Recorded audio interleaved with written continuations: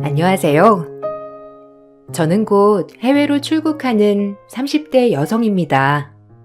한국에서의 추억들을 되돌아보니 정말 다양한 일들이 많았네요.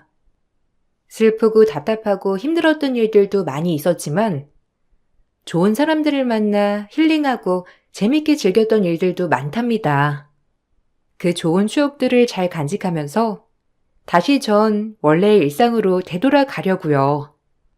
사실 전 한국에서 태어났지만 해외에서 성인까지 쭉 자랐어요.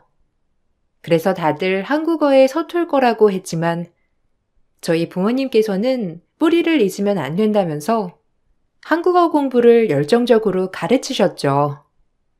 그래서 크게 티가 날 정도로 어눌하지는 않은 편이에요.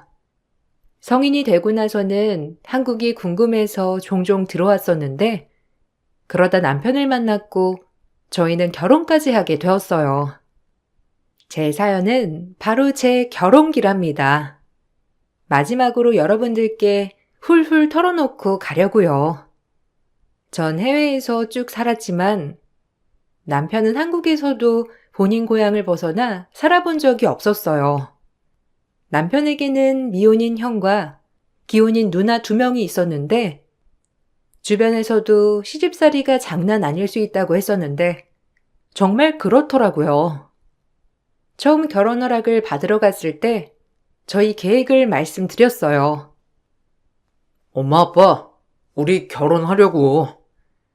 수진이가 지금 잠깐 직장을 쉬고 있어서 여기 있는 건데 아마 길면 3년 안에 해외로 나가야 할 것 같아. 나도 수진이 해외 가는 기간에 맞춰서 해외 지사 근무 신청할 거야. 지금보다 훨씬 좋은 조건이니까 엄마, 아빠도 너무 걱정하지 말아요. 회사에서도 해외 지사 근무자 구하기 힘들어서 아마 3년 정도 지내다가 갈 수도 있을 것 같아. 아이고, 우리 아들이랑 어떻게 떨어져서 지내니?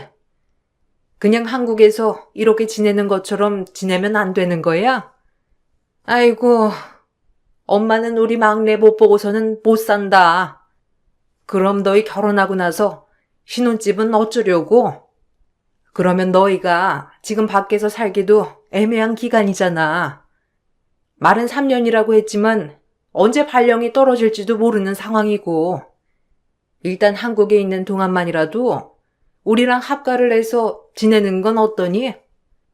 해외에 나가서 살면 1년에 한 번 볼까 말까인데 이참에 그동안 지내면서 친해지기도 하고. 엄마, 나야 엄마 아빠랑 가족이지만 아직 수진이는 어색하지. 그리고 수진이는 해외에서 지내가지고 한국 고부 사이 이런 거에 대해서 잘 몰라. 그렇게 되면 엄마도 불편할걸? 어차피 해외 나간다고 해서 영영 나가 있을 것도 아니고 자주 들어올 텐데 벌써부터 무슨 걱정을 그렇게 해. 지금 수진이가 지내고 있는 오피스텔 있으니까 일단 거기서 지내면 돼. 아무리 그래도 이번 기회 아니면 언제 또 시댁 식구들이랑 살아보겠니?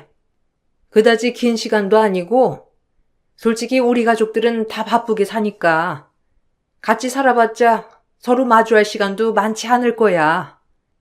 네가 생각하기에는 내가 시집살이나 할 것 같니?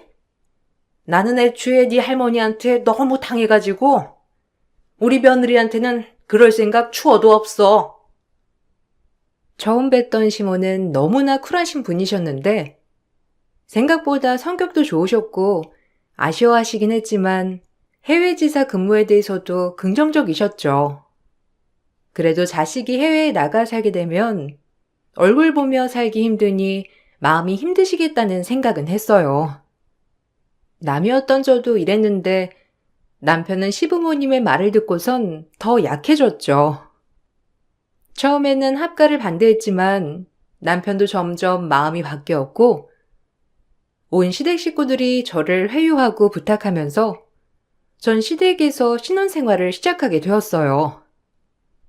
어차피 저나 남편이나 해외로 나갈 거고 그냥 트러블 없이 좋은 게 좋은 거다 생각을 하려고 했었죠. 그런데 신혼여행에서 돌아오고 난 후부터 암흑길은 펼쳐졌어요. 저녁 비행기로 입국하고 바로 다음날 새벽, 너무 피곤해 깊이 잠들어 있는데 누군가가 제 팔을 꽉 쥐고선 흔들며 깨웠습니다. 눈을 떠보니 그 사람은 다름 아닌 시어머니시더라고요.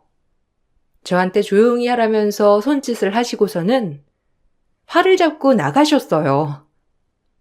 어머님, 이 새벽에 무슨 일로? 아직 해도 안 떴어요. 지금 5시인데 갑자기 저는 왜 깨우신 거예요? 무슨 일 있으세요? 남편 옆에서 자고 있는데 남편인 줄 알고 깨우신 거예요? 제가 아니면 들어가서 남편한테 일어나 나가 보라고 할게요. 아, 어머님, 밥하시려고 하셨구나. 저는 아침 잘 안 먹어요. 잠을 더 자는 게 좋아서 저는 더 잠잘게요. 근데 벌써 밥을 먹어요? 예, 해가 중천에 떠서 밥하려면 늦어. 아직도 자면 어떻게 하자는 거야? 알람은 하나도 안 해놓고 잤니? 안 그래도 내가 어제 말을 해야지 하다가 깜빡 말을 못했어. 너는 해외에서 자라가지고 잘 모르겠지만 한국인은 밥심이야. 이제부터 아침밥 해야지. 아직까지 자버리면 어쩌려고 그래? 얼른 쌀 씻고 밥 안 쳐. 밥은 할 줄 아는 거지? 그 정도는 기본으로 배우고 와야지. 네? 지금 어머님 저한테 밥 차리라고 하시는 거예요? 저 아침밥 안 먹어요. 거기다가 남편도 아침에는 소화도 안 되고 더부룩해서 하루 종일 불편하다고 우유며 빵이며 이런 것도 아무것도 안 먹던데. 혹시 다른 식구들이 아침밥을 먹는다고 했어요? 근데 남편이 어릴 적부터 아침밥 먹는 습관이 없었다면서 그런 건 걱정하지 말라고 했거든요. 아이고, 우리 창욱이가 배려심이 깊어가지고 와이프 아침에 일찍 일어날까봐 그렇게 거짓말을 했나 보다. 제가 몰라서 그렇지? 우리 다 밥 먹고 나가. 너랑 연애하느라고 아침밥을 굶다 보니까 습관이 된 거지. 원래 우리랑 살 때는 그러지 않았어. 어쨌든 우리는 저녁에 밥이 남아도 뒀다가 내가 해치우고 식구들은 다들 새밥 지어서 먹이니까 얼른 밥하렴. 시모의 말에 저는 등 떠밀리듯이 밥상을 차리게 되었어요. 시모는 가만히 서서 이걸 씻으라 저걸 씻으라 명령만 하셨고 재료를 손질하고 데우고 하는 건 제가 다 하게 되었죠. 그렇게 열심히 밥상을 차리고 나서 보니 아침 해가 뜨고 있더라고요. 하나둘씩 출근을 위해서 나오는데 차려진 밥상을 보고서는 아버님이고 아주버님이고 남편이고 아무도 먹지도 않고 그냥 나갔어요. 시모는 그 모습을 보면서 당황스러워했지만 아무렇지 않은 듯 밥상을 정리하면서 저에게는 네가 처음 와서 어색해 그런가 보다며 제 탓을 하시고선 치우라고 시키셨답니다. 그날로로 아침상을 다시 차리지는 않았지만 왠지 시어머니가 각오하고 시킨 것 같다 싶어서 남편과 얘기를 하게 되었어요. 자기, 근데 원래 아침밥 안 먹는다고 한 거 아니었어? 나도 들어보니까 한국에서는 아침에 든든하게 먹는다고 해서 나도 저번에 데이트할 때 물어봤잖아. 근데 자기가 평생 아침밥 먹어본 적 없는 것 같다고 했었지? 근데 어머님 말로는 계속 아침밥 다 해 먹었다던데? 매일매일 아침마다 새밥 지어서 드신대. 당신은 그럼 매일 새밥 지으시는 걸 몰랐던 거야? 뭐? 자기야, 이거 엄마가 자기 키 잡으려고 그랬나 보다. 엄마 진짜 웃기네. 시집살이 안 시킬 것처럼 하더니만 결국 엄마도 시어머니였네. 아니 원래 한국 시어머니들은 며느리 기 잡으려고 한 번씩 말도 안 되는 거 시키긴 해. 한국은 원래 다 이렇고 솔직히 시어머니가 뭐 잘못하라고 시키겠어? 그냥 잘 되라고 하는 거고 해서 나쁠 건 없으니까 당신도 그냥 맞춰드려. 그래? 내가 들었던 시어머니랑 며느리들은 이렇게 하는 게 아니었는데. 내 친구 알지? 대학 같이 나온 친구. 걔도 한국 사람이랑 결혼했거든? 근데 거기 시어머니는 엄청 좋으시다면서 말했거든. 그래서 난 어머님도 그럴 거라 생각을 했는데 나 이번에 진짜 당황스러웠어. 일단 피곤하기도 하고 계속 옆에서 어머님이 해보라고 자꾸 시키시니까 억지로 하긴 했는데. 에이, 자기가 알고 있는 사람들은 그래도 외국물 어느 정도 먹은 사람들이잖아. 거기다가 당신 친구랑 결혼한 사람도 해외에 살던 사람들이고. 그럼 우리랑은 다르지. 우리는 한국에만 있었던 오리지널인데 마인드 자체가 다르지 않겠어? 거기 의견 참고하면 트러블만 생기니까 그런 거 듣지 말고 그냥 어른들 맞춰주는 게 한국 예의야. 알았지? 남편의 말에 솔직히 처음에는 황당하더라고요. 시대가 어느 때인데 인터넷 검색만 해봐도 이런 시댁은 거르라는 게 대부분이었거든요. 그래서 아차 싶었지만 그때 당시는 남편을 너무나 사랑했기 때문에 꾹 참았어요. 거기다가 부모님께서 걱정도 많으셔서 조금만 더 버텨보자 생각을 했었죠. 시모는 아무래도 아들이랑 곧 떨어져서 살아야 하니 그런 감정들 때문에 더 그러실 수 있겠다 이해하고 넘어가려고 했어요. 시모 한 명만 그랬다면 좋았겠지만 시댁 식구들 모두 저와 맞진 않았는데 주말마다 시집간 두 누나들은 어린 조카들을 다 데리고 시댁으로 왔어요. 시댁으로 오면 4명의 조카를 모두 저에게 맡기곤 하셨죠. 올케, 해외에서 오래 살았으니까 영어 잘하지 않아? 올케 영어권 국가에서 산 거 맞지?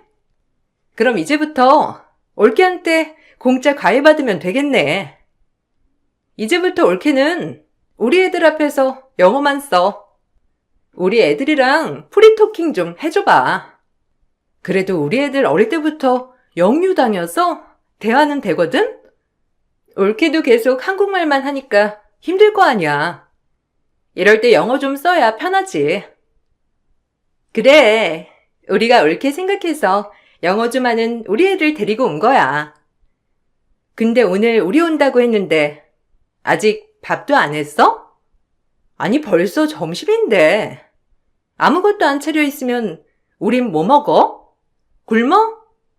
올케 일단 밥부터 차려. 엄마가 오늘 한우 구워 먹자고 했는데 저녁에 먹을 건가 보네. 엄마는 어디 갔어? 올케, 이제는 음식 좀 하지? 저번에 했던 건 좀 짜더라. 아, 어머님 아침에 모임 있다고 가셨어요. 안 그래도 안 오실 줄 알아서 아무것도 준비 안 했는데 남편이랑 아주버님, 아버님도 다 일이 있으시다고 나가셨고 아마 저녁 늦게나 들어오실 것 같아요. 저도 오랜만에 밖에 외출하려고 하는데 오늘은 제가 뭐 해드리진 못할 것 같네요. 그래? 올케는 누구 만나러 가는데? 어차피 올케 한국에서 만날 사람 없잖아. 또 그냥 혼자 드라이브 가고 그러는 거 아니야? 아유, 밖에 나가서 혼자서 돈 쓸 필요가 뭐가 있어. 그러면 애들 좀 보고 있어봐. 우리 오랜만에 둘이서 술 한잔하고 올 테니까. 1~2시간 정도만 애들 좀 봐줘. 이런 기회 흔치 않아. 올케 좋겠다. 오늘은 밥상 따로 안 차려도 되겠네. 애들은 그냥 대충 밥에 미역국 끓이고 갈비 있지? 아마 저번에 내가 보낸 갈비 있을 텐데 그걸로 갈비찜 끓여줘. 저번에 올케 만든 거 괜찮더라. 간만 좀 살짝 하면 되겠어.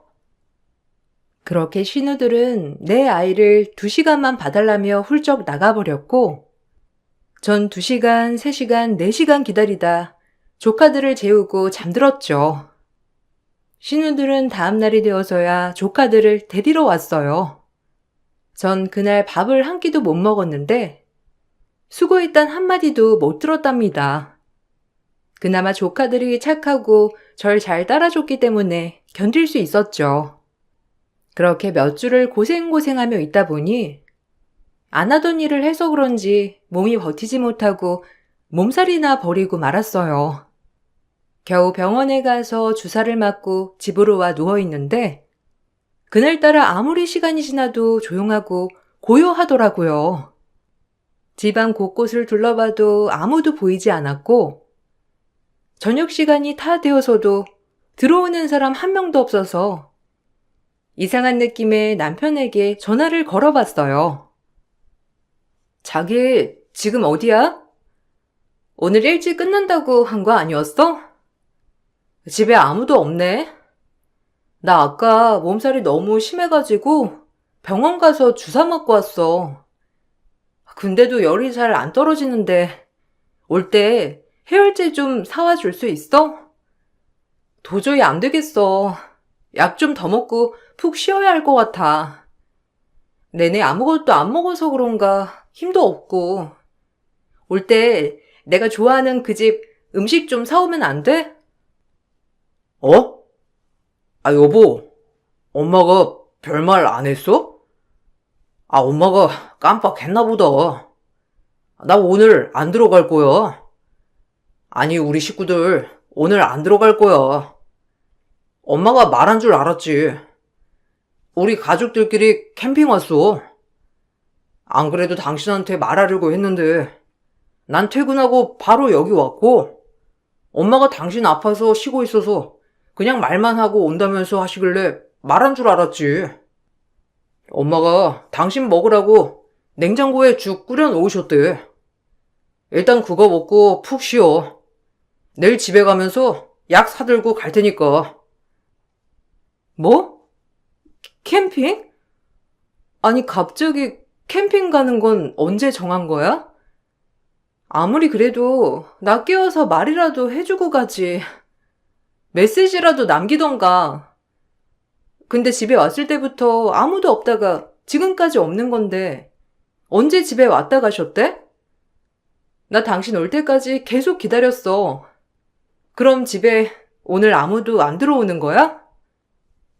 말할 타이밍도 없었고 퇴근하고 바로 와야 차 안 밀리고 올 수 있어서 급하게 오느라. 엄마가 당신 아파서 잔다고 깨지 않게 전화하지 말라고 하셔서 전화는 못했어. 미안해. 엄마가 말한 줄 알았네. 어차피 내가 지금 가도 당신 아픈데 옆에서 뭘 할 수 있겠어. 그냥 조용히 쉬게 가족들 내가 여기서 잘 챙길 테니까 당신은 걱정하지 말고 푹 쉬어. 솔직히 마음은 무척이나 서운했지만 그렇다고 뭐라고 화를 낼 순 없었어요. 그래도 시모가 절 생각해 죽을 끓였다고 하니 냉장고를 바로 열어봤죠. 그런데 냉장고에는 이미 며칠 지난 백숙 남은 것만 있을 뿐이었고 그걸 보고서는 그동안 꾹 참았던 눈물이 펑펑 쏟아졌어요. 전 며칠 후 기운을 차리자마자 바로 회사에 전화해서 되도록 빨리 복귀를 하겠다고 했어요. 원래 짧으면 1년, 길면 3년 정도 휴식기를 가지려고 했는데 도저히 참을 수 없다고 생각을 했던 거죠. 회사에서도 제가 빨리 복귀하길 바라고 있던 상황이라 당장 다음 달이라도 들어오란 연락을 받았어요. 이 답변을 받고선 전 바로 남편에게 통보했습니다. 솔직히 난 지금까지 당신이랑 시댁 식구들 생각해서 여기서 살았던 거야. 알지? 이미 난 한국에서 지낼 곳도 있었고 굳이 학가를 해야 할 이유도 없었잖아. 당신이 몇 년 동안 편하게 부모님 식구들 얼굴 못 보니 학가 딱 3년만 하자고 해서 한 거였는데 지금 나 힘든 거 안 보여? 모르는 거야? 아니면 모르는 척 하는 거야? 나 회사에 복귀하겠다고 말했고 회사에서는 당장 다음 달이라도 들어오래. 뭐? 갑자기 왜? 나 해외지사 발령 신청하려면 적어도 1년은 있어야 돼. 올해는 안 받고 내년 돼서 받는다고 하는데. 여보, 갑자기 왜 그래? 지금까지 아무런 말도 없다가 왜? 여기서 사는 게 불편하고 힘들어? 그럼 말을 하지. 말을 하라고? 어떻게 말을 해야 알아듣는 건데? 뻔히 당신 그 두 눈으로 보고 있으면서도 외면해놓고서는 뭘 어떻게 말하라는 거야? 당신이 1년 뒤에 발령을 신청하든 안 하든 나는 도저히 못 참겠으니까 빨리 갈 거야.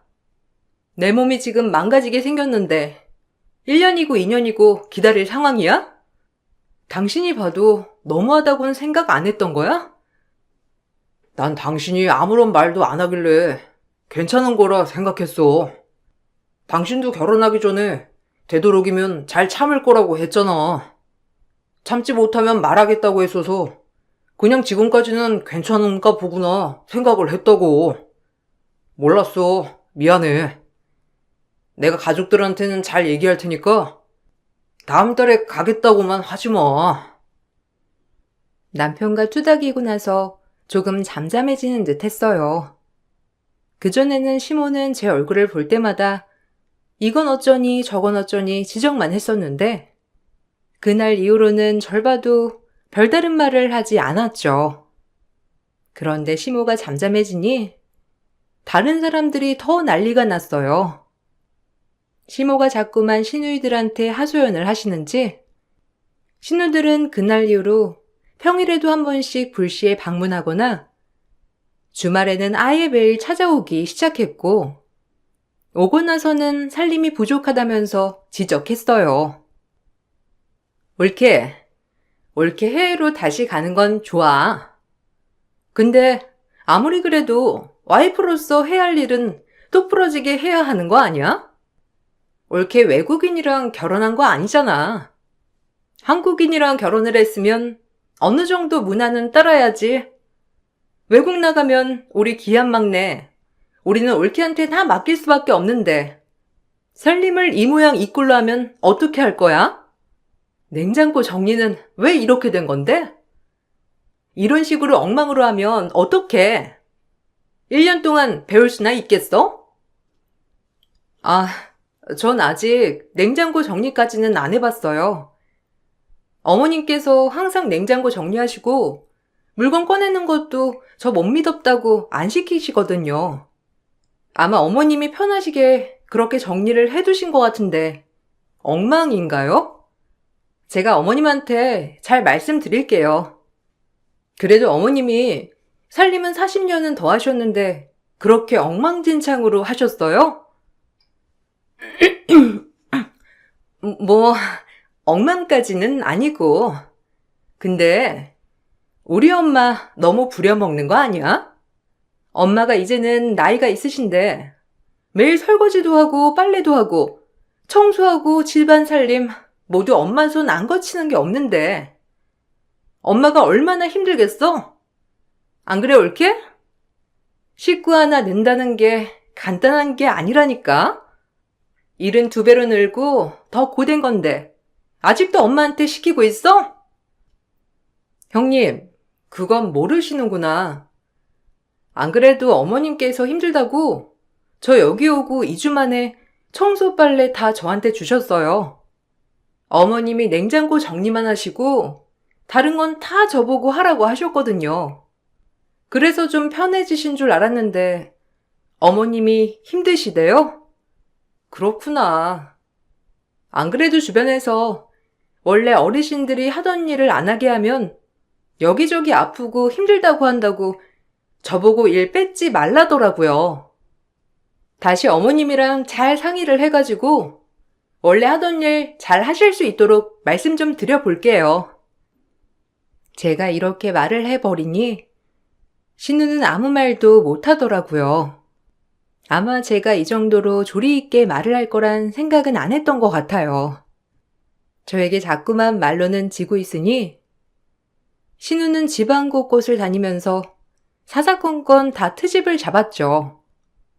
저도 속으로는 너무 부글부글 화가 끓었지만 꾹 참고 다 아무렇지 않게 대답했어요.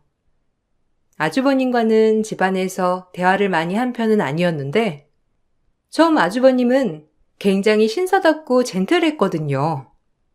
외모로만 따지자면 남편보다 키도 훨씬 크고 얼굴도 잘생긴 편이라 왜 장가를 안 갔을까? 눈이 높은가 생각을 했었는데 이게 말을 해보니 왜 그런지 알겠더라고요. 아이고, 재수씨. 아침마다 다크서클이 눈 밑까지 쭉 내려온 게 피로가 안 풀리는가 봐요. 동생이랑 아주 잘 즐기면서 사는 모양인데 제가 옆방에 있다는 건 기억하고 사는 거죠? 제가 밤길은 어두우니 안심하세요. 아, 그러고 보니 우리 동생이 요즘 아무리 잘 먹어도 야해어 가는 게 역시 이유가 있는 것 같네요. 남편이야 다이어트해서 살 빠지는 거죠 뭐. 저도 새벽마다 밥하느라고 일찍 일어나는 거 아시잖아요. 저도 푹 쉬지 못하고 계속 일만 하니까 피로가 쌓일 일만 있지 풀릴 일이 없죠 뭐. 아주버님 무슨 뜻으로 말하시는지 저 다 알아요. 그런 얘기는 좀 듣기는 좋지 않네요. 에이, 이 정도 농담은 가족끼리는 그냥 장난으로 할 수 있는 거예요. 아, 왜 이렇게 예민하실까? 이런 게 한국식 농담인데, 예전에는 영화 보면 첫날 밤 치르는 곳 창호지를 뚫어가지고 보는 사람들도 있었는데, 지금이랑 비교를 해보면 지금은 너무 점잖아졌죠 뭐. 재수씨랑 동생 마음은 제가 충분히 이해해요. 30대면 노산이고 아무래도 임신하기는 힘드니까. 저도 그래서 20대 여자 만나려고 하는 거잖아요. 30대 여자들은 산전수전 다 겪어서 뭐 임신이 잘 안 될 수도 있는 거고. 네? 뭐라고요? 지금 무슨 얘기를 하시는 거예요? 30대면 아직 젊고 창창한 나이인데 그런 말을 왜 들어야 하는지 모르겠네요. 제 주변에서도 지금 결혼해서 아이 잘 낳는 친구들도 많은데 어떻게 그런 식으로 말을 해요? 40대가 넘어서도 결혼을 못한 이유가 분명했어요. 한두 번 말을 나눠보니 더 이상 말을 섞고 싶지 않은 타입이었죠. 남편에게 말을 해봤자 그냥 친해지려고 농담하는 거라면서 한국 정서를 제가 잘 이해 못해 그런 거라는 말만 들을 뿐이었어요. 그런 아주버님이 어느 날 갑자기 결혼을 한다면서 예비 형님을 데리고 온다더라고요. 소개로 만나게 됐는데 듣기론 아주버님이 자기 본성을 엄청 숨겼다고 했어요. 어쨌든 첫 인사를 하러 오겠다고 한 날 시모는 신이나 새벽부터 음식 재료들을 싹 다 준비를 했죠. 그날은 본인이 직접 다 만들겠다며 저에겐 이것저것 시키진 않으셨지만 전 속으로 이 결혼을 뜯어 말려야 하나 고민하고 있었어요. 예비 형님이 딱 들어오는 순간 어디서 본 것 같은 느낌이 들더라고요. 예비 형님도 그런 눈치였는데 저와 서로 대화를 나눌 틈도 없이 시댁 식구들이 폭풍 말을 걸어 대화를 할 수가 없었어요. 그렇게 식사 시간이 되고 전 예비 형님께 줄 불고기 반상을 내갔습니다. 그런데 갑자기 시모가 저를 주방으로 부르더라고요. 그래서 주방으로 갔더니 갑자기 제 뺨을 내리치셨어요. 너, 지금 나한테 장난하자는 거니? 이게 정말 새벽부터 정성으로 준비했는데 아직까지 하나 완벽하게 하는 게 없어. 형님 들어온다고 하니까 하다밖에 없는 며느리 자리 잃을까 걱정되니? 뭐 며느리 들어오면 재산 받을 거 나눠서 받아야 할까봐 그래? 허참, 불고기 반상에 팥째가 빠졌잖아. 내가 꼭 준비하라고 누누이 얘기를 했건만. 지금 뭐 하시는 거예요? 지금 파츠 하나 때문에 이러시는 거예요? 지금 제정신이세요? 어떻게 제 뺨을... 이거 저 가만 안 있을 겁니다. 안 그래도 지금까지 어처구니 없는 일들 다 꾹꾹 참았는데 도저히 안 되겠네요. 저희 부모님 멀리서 결혼한다고 바쁜 시간 내서 와준 거 너무 아깝고 감사해서 참아보려고 했는데 정말 이건 아닌 것 같네요. 뭐? 안 되면 뭐 어쩔 건데? 네가 안 되면 뭐 어쩔 거냐고? 해외에서 자란 외국인이나 마찬가지인 며느리 반갑게 맞아줬건만 너같이 살림 제대로 못한 며느리가 몇이나 될 것 같니? 이런 꼴로 네 부모한테 말하면 네 부모는 자랑스러워 하겠어? 당연히 네가 잘못하니까 맞았다고 해야 올바른 어른이지. 하긴 해외 살 거라고 뭐 하나 보태주지 않은 친정이 예의나 있겠니? 소란에 시댁 식구들은 다들 주방으로 들어왔고 신우들은 급하게 시무를 말리면서 소란을 잠재우려고 했죠. 그때 제 부풀어 오르는 뺨을 본 건 사색이 되어 기함한 예비 형님이었어요. 누가 봐도 시모에게 맞았던 게 티가 날 정도로 한쪽 뺨이 빨갛게 부풀어 올랐고 제 눈에는 눈물이 그렁그렁했던 상황이었어요. 근데 갑자기 절 가리키며 기함을 하며 말을 하더라고요. 어머, 당신들 단체로 미쳤어요? 이분은 유명 리조트 사장님이시잖아요. 맞죠? 몇 년 전에 제가 인터뷰했던 사장님 기억 안 나세요? 제가 그때랑 다르게 머리도 길고 염색도 하긴 했지만 그때 그분 맞으시는 것 같은데? 안 그래도 제가 어디서 많이 본 분 같다고 생각을 했었는데 그 사장님일 줄이야. 휴양지에 리조트 여러 개 가지고 계셨던 사장님 맞으시잖아요. 네? 리조트요? 아, 새언니, 뭔가 잘못 알고 계신 거 아니에요? 옳게네. 그냥 자그만 모텔 같은 호텔 하는 집이에요. 그냥 뭐 작은 그런 곳이요. 옳게도 사장이 아니고 호텔에서 일하는 호텔리어 그런 거요. 옳게네 부모님이 40년 전에 하던 일인데 무슨 어마어마한 리조트예요. 새언니 착각했나 본데 옳게네 그런 집 아닐 텐데. 아니지? 아니에요. 분명 맞아요. 눈가 점이며 다 똑같은데? 아니 근데 지금 다들 뭐 하시는 거예요? 사장님이시든 아니든 이렇게 하는 건 아니죠. 설마 진짜 뺨을 치신 거예요? 진짜 제정신이세요? 이거 범죄예요. 어떻게 사람을 이 지경으로 만들 수가 있어요? 아주버님은 놀란 예비 형님을 데리고 나갔고 전 핸드폰만 들고 밖으로 뛰쳐나왔어요. 핸드폰에 불이 날 정도로 전화가 계속 왔지만 전 받지 않았죠. 예비 형님의 말처럼 전 해외 휴양 마을 리조트 단지를 운영하고 있었던 사장이었어요. 정확히 말하자면 휴양지 리조트를 운영했던 아빠의 사업을 물려받았죠. 국내에는 생소한 지역이라 그동안 외국 직원만 고용하다가 한국 직원을 고용하려고 했을 때 몇 년 전에 지원을 했던 게 예비 형님이었고 그때 전 같이 면접을 봤었답니다. 그때 봤던 절 기억하고 있었던 거였어요. 사실 해외에서 남편도 부모님을 만나 뵙긴 했지만 부모님께서는 혹여나 본인들 배경 때문에 부담이 될까 솔직하게 말을 하시진 않으셨고 작은 호텔을 운영한다고 하신 거였어요. 당연히 시댁에서는 해외로 직접 나가시진 않으시니 잘 모르고 있었던 거고 나중에 남편과 해외에 나가는 게 결정이 되면 그때 남편에게 말을 하려고 했었던 거였어요.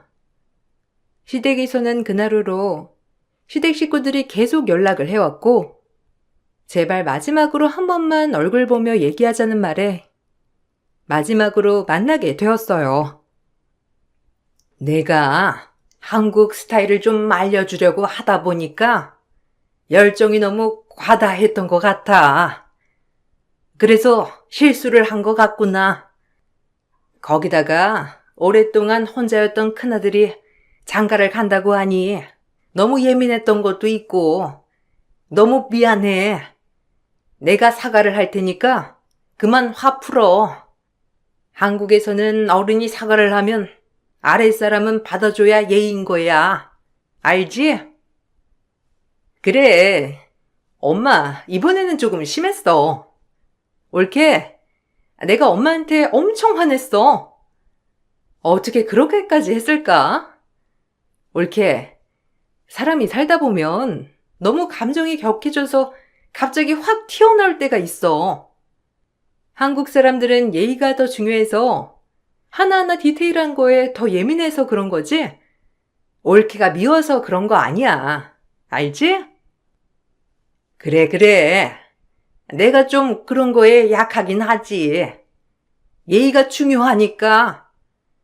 아무튼 화 좀 풀어.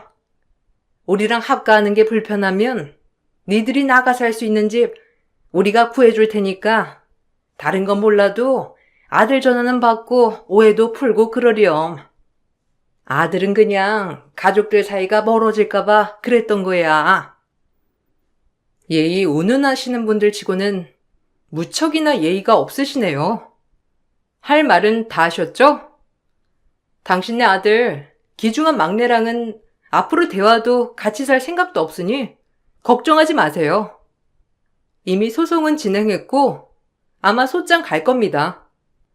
다음 얘기는 제가 아니라 제 변호사랑 하시고요. 당신 아들도 유책사유 충분한 거 아시죠? 그리고 당신네들한테도 책임 있으니 그거 각오하세요. 어머. 아니, 왜 그러는 거야? 아가, 그렇게 많이 화가 난 거니? 아이고, 내가 너무 미안하구나. 그렇지만 이건 너랑 내 문제지. 우리 아들이랑은 아무런 문제가 있었던 건 아니잖니. 그럼 나랑은 그만 보고 우리 아들만이라도 다시 한번 받아주면 안 되겠니? 걔가 너랑 같이 살겠다고 다음 달이라도 회사 그만두고 너 따라 해외 나가겠대. 누구 맘대로요? 처음부터 끝까지 지들 맘대로 하네. 아줌마, 이제 끝이야. 당신네들이랑은 앞으로 볼 일 없다고. 2번 다시 나한테 전화 한 통화만 하기만 해봐. 있는 거 없는 거 다 엮어서 고소할 거니까. 전 차근차근 절차를 밟으면서 제 뺨을 쳤던 것도 진단서를 끊어 시모를 고소했고 남편에겐 부당대우를 사유로 이혼소송을 했습니다. 당연히 제 이혼소송은 승소할 수밖에 없었는데 남편은 끝까지 찌질했어요. 솔직히 말하면 이건 네 잘못도 있어. 우리 집에서는 너희 집이 그냥 그저 그런 집이라고 생각했던 것도 있고. 근데 내가 해외에 너 따라서 간다고 하니까 더 괘씸해서 그런 것도 있어. 네가 처음부터 너희 집 잘 사는 거 밝혔다면 우리 엄마고 누나고 형이고 그렇게 하지는 않았을 거야. 우리 가족들도 어느 정도 잘못한 건 있지만 아무튼 너도 잘못한 거 있으니까 우리 다시 시작하자. 아, 너네 집은 사돈 집이 부잔지 안 부잔지에 따라서 태도가 달라지니? 예의 운운하더니만 결국에는 돈 보고 움직이는 거네? 참 신기한 집이다. 그렇지? 그걸 처음부터 알았어야 하는 건데 뒤늦게 알아서 아쉽지만 그래도 너랑 이제라도 헤어져서 얼마나 다행이야. 우리 집 돈 너한테 쓸 뻔했잖아. 너 같은 쓰레기랑은 다시 시작할 생각 없거든? 아참, 네 형도 파혼했다며? 그래, 형도 파혼했어. 나랑 다시 시작하는 게 싫으면 그 여자한테라도 해명 좀 해줘. 그때 일 오해했던 거라고. 그것 때문에 파혼한 거 같아. 형이 방에 들어가서 안 나와. 우리 집 풍비박산 났어. 겉으로 보기엔 멀쩡하면 뭐하니? 속이 다 썩었는데. 너네 집은 애초에 무너지기 1초 전이었어. 이거 왜 이래? 한국에서 참 교훈 알려줘서 그건 고마워. 너 같은 애 다시는 안 만날 수 있을 것 같네. 남편은 제가 출국 날짜가 나오기 전까지 다시 재결합을 요구했지만 받아주지 않았어요. 듣기론 누나들도 이혼 위기라고 하는데 그때 누나들 하는 꼴을 보면 곧 다들 시댁으로 모이지 않을까 예상한답니다. 전 다시 홀가분한 마음으로 가족 품에 돌아오게 되었어요. 큰 산을 넘어 우여곡절도 있었지만 다시 한번 일에 집중해 살아보려고요. 제 사연 들어주신 분들 정말 감사드려요. 모든 분들에게 앞으로 축복이 가득하시길 바랄게요. 안녕하세요. 저는 2살 된 아들 하나 키우고 있는 30대 중반 여자입니다. 얼마 전에 큰형님이 저희 집에 찾아왔었는데요. 모든 일이 전부 저 때문에 일어난 일이라며 난리를 치더니 한 번만 용서해달라고 바닥이 흠뻑 젖을 정도로 오열을 내서 제가 지금의 상황을 어떻게 받아들여야 할지 몰라 고민에 빠져 있는 상태입니다. 2년 전에 남편과 결혼을 하자마자 임신을 하게 되면서 가족 모두가 축하해 주었는데 큰형님만 유독 저를 마음에 들어하지 않았어요. 저를 왜 싫어하는지 이유를 알지 못해서 답답하기는 했지만 시간이 지나면 괜찮아질 거라 생각했었는데 뭐가 잘못된 건지 큰형님은 제가 하는 모든 걸 싫어했습니다.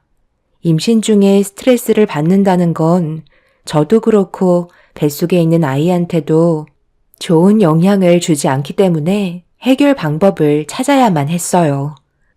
그래서 형님과 단둘이 있는 시간이 필요할 것 같아 시댁에 모임이 있을 때 기회를 살피다가 형님과 단둘이 대화를 하고 싶다며 자리를 만들어 대화를 시작했어요. 할 것도 많은데 무슨 할 말이 있길래 따로 보자는 거야? 쓸데없는 말 하려는 건 아니지? 용건만 간단히 해줘. 형님, 혹시 제가 뭐 실수한 거라도 있나요? 저는 정말 잘하려고 노력 많이 하는 것 같은데 형님 눈에는 아직 부족해 보이는지 마음에 들어하지 않는 것 같아서요. 문제가 있으면 바로 잡을 수 있는 방법을 알려주셨으면 좋겠어요. 내가 도대체 왜 그러는지 이유를 모르겠다면 아주 잘 느끼고 있는 거야. 동서한테 직접적으로 해를 가한 것도 없으니까 당연히 그렇게 생각할 순 있겠지. 사람 싫어하는데 이유가 있는 건 아니잖아? 그래서 이해를 못하는 거야. 나는 동서를 아무 이유 없이 싫어하는 것뿐이라 뭘 해도 그냥 눈에 가시거리밖에 안 돼. 내 말 무슨 뜻인지 알겠지? 그러니 잘 보이려고 노력할 필요가 없다는 거야. 할 말 끝났으면 일어나 봐도 되지? 바빠 죽겠는데 고작 이런 일로 나를 부른 게 정말 어이가 없다. 형님은 제가 아무 이유 없이 싫다면서 정확하게 어떤 점이 마음에 들지 않는지 얘기해 주지 않고 있었지만 저에 대한 불만이 있는 건 확실해 보였습니다. 어쩔 수 없이 좀 더 상황을 지켜보면서 형님의 의도가 무엇인지 파악을 해야만 했어요. 결국 아무것도 얻지 못한 채 눈치만 보다가 집으로 돌아왔는데 제가 표정이 좋지 않자 남편이 신경 쓰였는지 무슨 일이 있냐고 물어보길래 형님과의 문제에 대해 대화를 주고받았어요. 제 말을 들어주던 남편이 뭔가 느낌이 오는 듯 입을 열었는데 저는 생각지도 못한 대답이라 많이 당황하고 말았어요. 제가 살아온 삶이 문제가 된다는 말이었죠. 그게 말이 된다고 생각해? 내가 살아온 인생이 뭐가 어때서? 아버님, 어머님도 그런 거에 대해 아무 말도 하지 않으시잖아. 그렇긴 한데 당신이 하는 얘기를 들어보면 전반적으로 무시를 하고 있는 거잖아. 그게 뭐겠어? 형수님은 대학을 나왔고 당신은 중졸이라 그것 때문에 그러는 것 같은데? 첫째 형수, 둘째 형수 두 분 다 대학을 나왔잖아. 아무튼 내 생각은 그래. 그건 정말 말도 안 되는 거지. 나는 뭐 이렇게 살고 싶었겠어? 자라온 곳이 고아원이고 1살이라도 젊은 나이에 기술을 배우고 싶어서 미용을 하게 된 거 가족 모두가 아는 사실이잖아. 정말 그런 거면 나도 더는 노력하지 않을 거야. 큰형님이 항상 제가 하는 모든 행동들을 무시하고 있었는데요. 그게 저에게는 너무 큰 상처로 다가왔었어요. 직접적으로 말을 하지 않았던 것뿐이지 남편 얘기를 들어보면 틀린 말은 아니었어요. 그래서 저도 형님과 가까워지려고 노력할 필요가 없다는 걸 확실하게 알 수 있었습니다. 남편에게 그런 말을 듣게 된 이후 다시 한번 시댁을 가게 되었을 때 저도 안 좋은 감정 상태를 가지고 있어서 그런지 임신한 몸인데도 형님과 안 좋은 대화를 주고받게 되었습니다. 동서, 내 말 안 들려? 지금 뭐 하자는 거야? 임신한 몸이라고 대우받길 원하는 건 아니지? 좋게 말할 때 주방으로 들어갔으면 하는데. 너는 지금 시애미가 두 눈 시퍼렇게 뜨고 있는데 옆에서 무슨 말을 그렇게 하니? 임신한 상태에서 몸살이 와서 열이 39도인데 주방에서 일을 하라는 말이 나오니? 제일 큰 맏며느리면서 막내 며느리한테 말을 그렇게밖에 못해? 내가 그동안 아무 말 하지 않고 지켜봐왔는데 도대체 뭐가 문제야? 왜 이렇게 못 잡아먹어서 안달인 건데? 막내 동서가 하는 행동을 보세요. 제가 처음 어머님 며느리로 시집 왔을 때 생각 안 나세요? 몸이 좋지 않았는데도 명절날 힘들게 음식 했었다고요. 그것뿐만인 줄 아세요? 김장날에 몸살이 났는데도 버티면서 일을 했었는데 고작 열이 39도 된다고 손가락 하나 까딱하지 않고 방에서 나오지 않고 있다는 게 문제인 거죠. 제 말이 틀렸나요? 그때랑 지금이랑 같니? 그리고 네가 맞으면 막내를 헤아릴 줄도 알아야지. 어떻게 된 게 조금도 쉬는 꼴을 못 봐? 이런 식으로 나올 거면 당분간 내 집에 오지 마라. 임신한 몸인 거 뻔히 알고 있으면서 참 잘하는 짓이다. 형님, 정말 너무하세요. 저를 싫어하는 건 시집 왔을 때부터 알고 있었지만 그래도 임신했잖아요. 몸살 때문에 힘들어서 그러는 건데 조금도 이해해줄 생각도 없으신 건 제가 어머님 집에서 많이 부족한 중졸 며느리라서 그런 건가요? 형님은 속마음을 들킨 것 마냥 더 이상 아무 말도 하지 않고 문을 박차며 밖으로 나갔습니다. 어디서부터 잘못된 건지 모르겠지만 더 이상 형님과 좋아질 수 없다고 생각했었기 때문에 저도 할 말은 하면서 살아야 했었어요. 다행히 시모가 저를 걱정해주고 제 편이 되어주셔서 형님이 더 이상 아무 말도 하지 않았지만 만약 시모가 옆에 없었다면 분명 머리채를 잡혔을 상황이었죠. 안 좋은 분위기는 계속해서 지속이 되었고 출산을 해서까지 형님의 괴롭힘은 저를 너무 힘들게 했어요. 저도 사람인지라 참는 데는 한계가 있었고 결국 가지고 있던 불만들을 전부 다 쏟아내고 말았네요. 저도 더 이상은 참지 못하겠어요. 산후조리실까지 찾아오셔서 지금 뭐 하시는 거예요? 제가 알아서 태어날 건데 그런 것까지 일일이 형님의 허락을 받을 필요는 없는 거잖아요. 별로 대화하고 싶지 않으니까 그만 나가주시죠. 어차피 제가 뭐라든 형님은 저를 싫어하실 게 뻔한데 노력하는 모습 보여드릴 필요 없잖아요. 저도 그냥 막 나가려고요. 너 제정신이니? 내가 시키면 군말하지 않고 움직이면 되는 거지. 어디서 형님한테 또박또박 말대꾸를 하는 거야? 어차피 어머님이 시댁에서 아이 돌봐주겠다고 하셨잖아. 그럼 몸 하나 간수하는 거 어렵지도 않고 조만간 김장철이니까 그동안 놀고 먹었으면 이제 힘 좀 써야 하지 않겠어? 그리고 중졸밖에 안 나온 모유 먹여서 애까지 머리 나쁘게 만들지 말고. 요즘 분유 잘 나오니까 차라리 이걸 먹여. 엄마 닮아서 똑같이 따라하면 어쩌려고 그래? 뱃속에 나온 애가 무슨 잘못이니? 전부 다 자기 엄마 잘못 만난 탓이지. 내가 특별히 신경 써서 사온 거니까 아끼지 말고 싹싹 긁어서 먹여라. 알겠지? 저는 워낙 모유가 잘 나와서 분유 같은 건 필요가 없을 것 같아요. 그리고 제가 중졸이라고 머리가 안 좋은 게 아니에요. 형님보다 훨씬 더 좋은 것 같은데요. 지금 하신 행동을 보면 초등학생보다 수준이 뒤떨어지는 것 같아서요. 그리고 형님은 딸만 둘이지만 저는 어머님이 그토록 원하시는 아들을 낳아드렸잖아요. 작은 형님도 딸 하나 낳아서 키우고 있는데 제가 어머님 집안에 장손을 낳아줬다는 것부터가 기적 아닌가요? 형님이 이루지 못한 걸 제가 풀어드렸으니 당연히 그런 점들에 질투가 나셨겠죠. 제 말이 틀렸으면 얘기해 보세요. 그리고 형님이 주신 분유는 제 아이한테 먹이고 싶지 않으니까 도로 가져가세요. 더 할 말 없으시면 그만 나가주시죠. 제가 거침없이 말대답을 하자 형님은 붉어진 얼굴로 저를 노려봤고 분유를 건네봤더니 그 자리에서 분유통을 열어 안에 있던 분유를 제 머리 위로 쏟아부었고 중졸 나온 저보고 다 먹으라면서 충격적인 행동을 저질렀네요.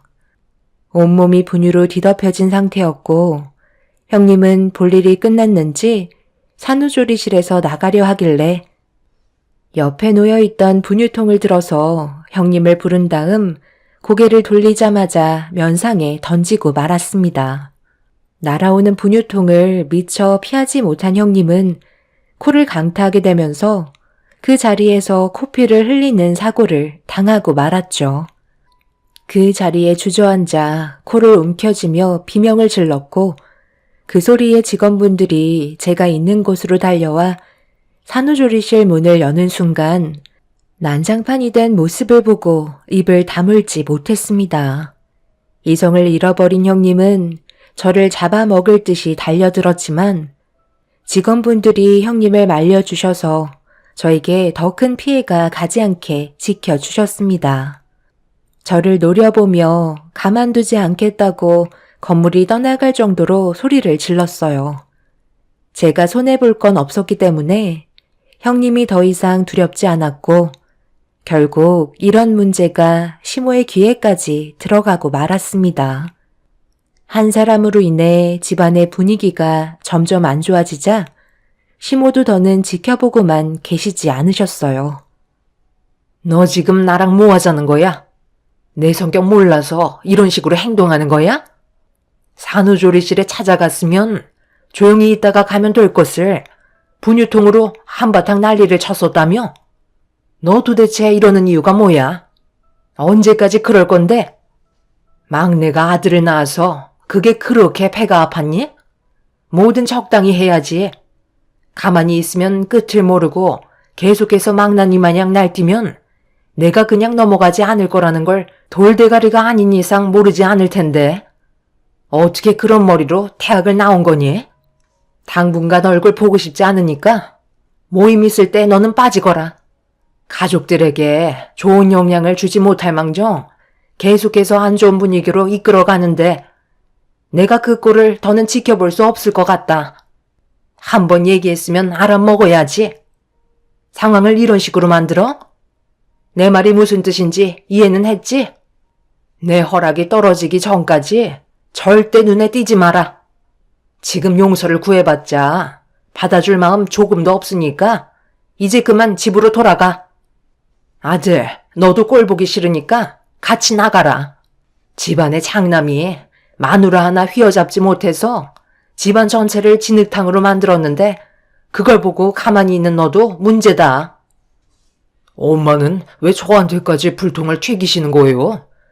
이 사람 혼자 저지른 행동인데 저까지 피해를 보는 건 너무하잖아요. 안 그래도 어머님 집에 오고 싶은 마음 조금도 없었어요. 차라리 평생 안 불러주셨으면 좋겠네요. 저희끼리 알아서 잘 살도록 할 테니까 다시는 연락하지 마세요. 아들 손자 보셨다고 저는 이제 찬밥 신세인데 뭐하러 이 집구석에 붙어 있어요? 형님은 오히려 시부모님께 눈을 치켜 세우고 더 난리를 치며 막말을 거침없이 뱉어대기 시작했어요.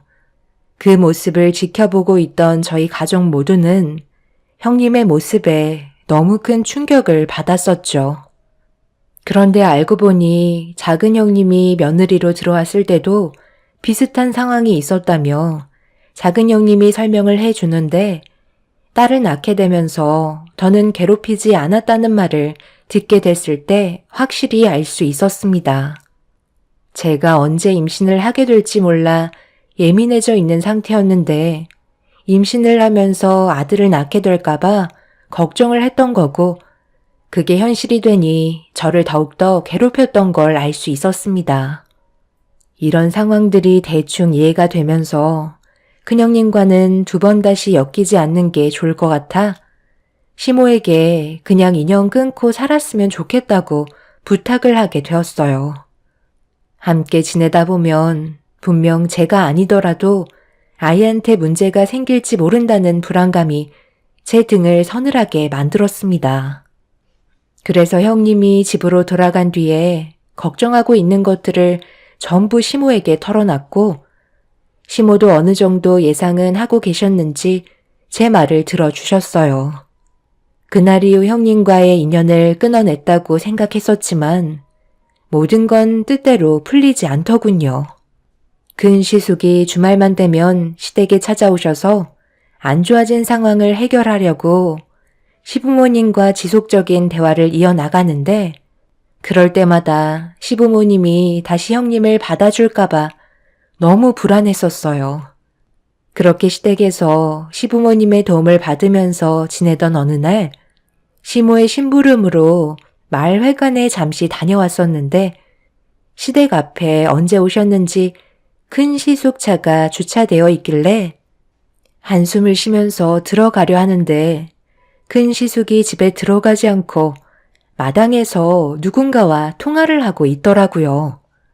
그런데 주고받고 있던 대화 내용은 저에게 엄청난 충격을 가져왔어요. 입을 다물지 못할 만큼 엄청난 일이었고 제 두 귀를 의심할 정도로 큰 시숙과 형님이 가지고 있는 비밀은 시댁에 엄청난 파장을 불러일으킬 만한 사건이었습니다. 이미 들어버렸기 때문에 그냥 넘어갈 수는 없었어요. 그래서 아무도 모르게 저 혼자 추가적인 조사를 진행한 다음 확실해졌을 때 모든 사실을 밝힐 계획을 세우게 되었죠.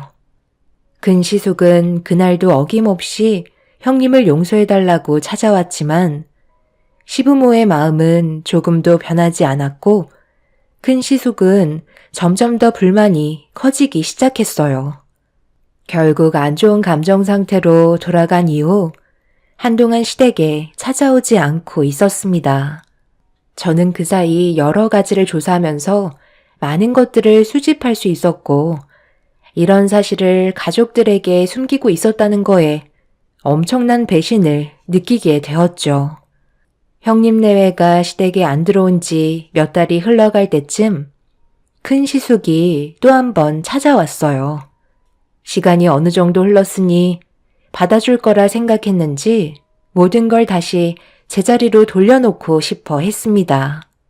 저는 그 모습을 묵묵히 지켜보고만 있었어요.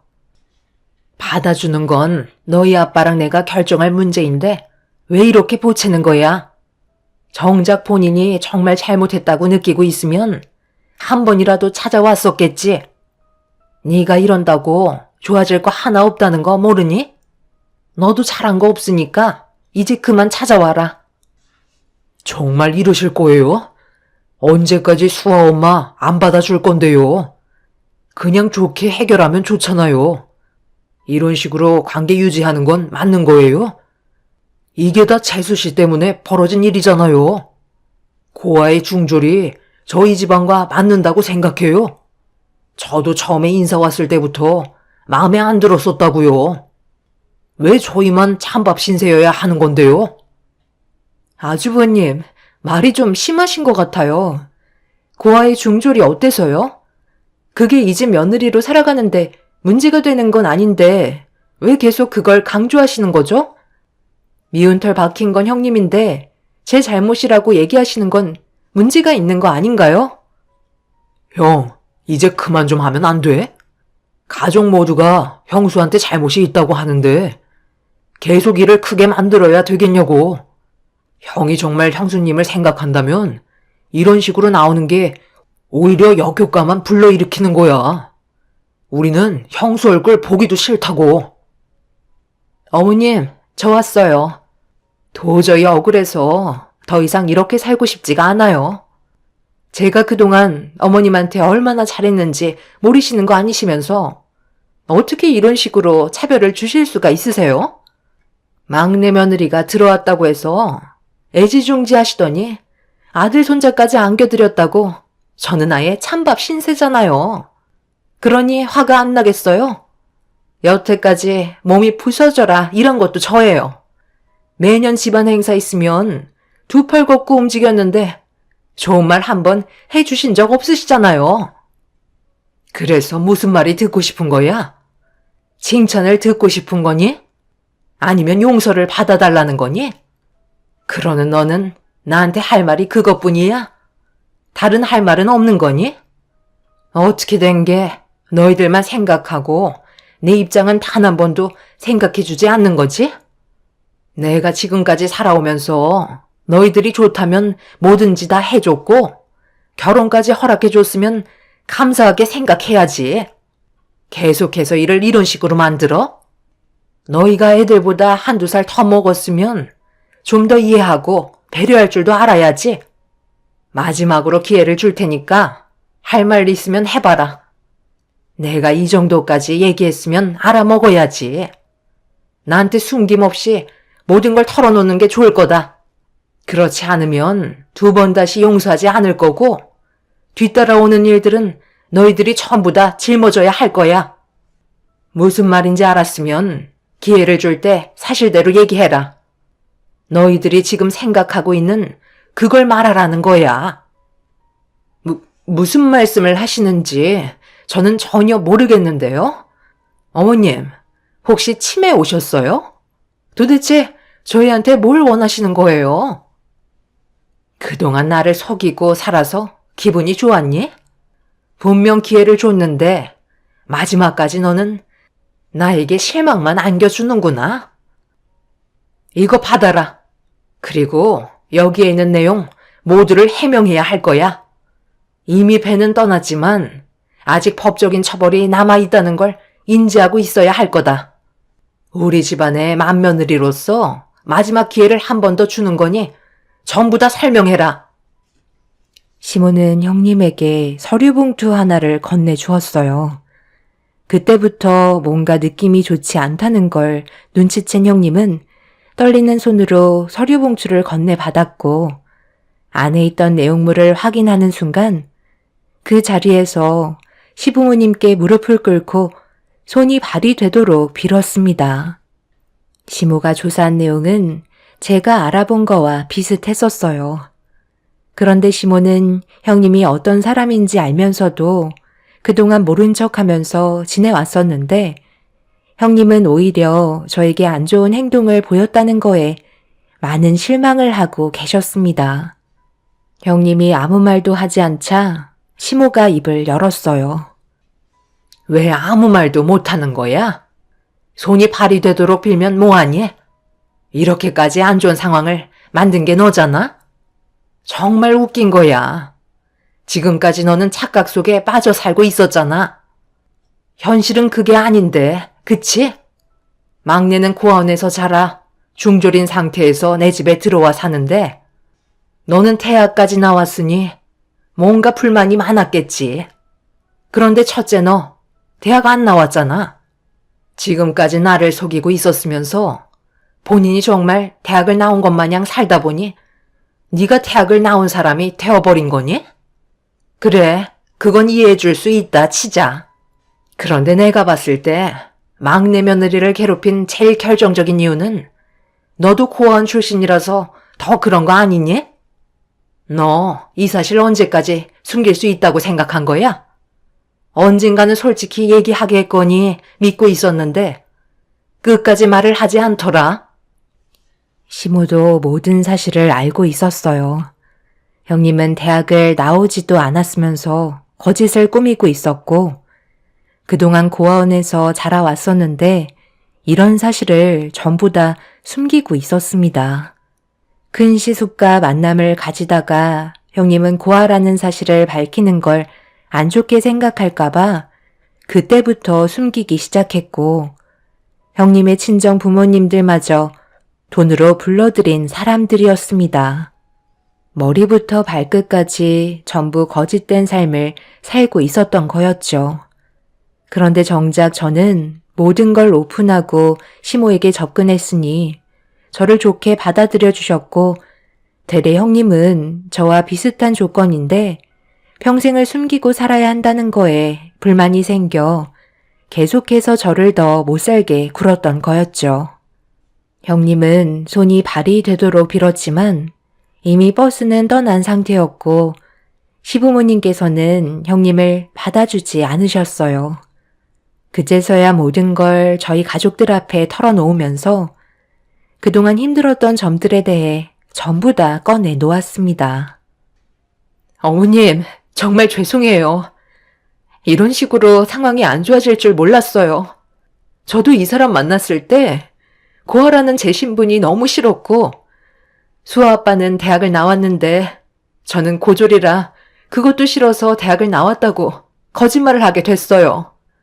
그만큼 수아 아빠를 사랑했었기 때문에 놓치고 싶지 않아 어머님께 결혼하겠다고 인사드리러 왔을 때 솔직하게 털어놓을 수가 없었어요. 하루하루 정신적으로 힘들었었는데 시간이 지나면서 어느새 제 감정도 무뎌졌고 입 밖으로 꺼내지 않으면 모를 줄 알았는데 전부 다 알고 계실 거라곤 정말 꿈에도 몰랐어요.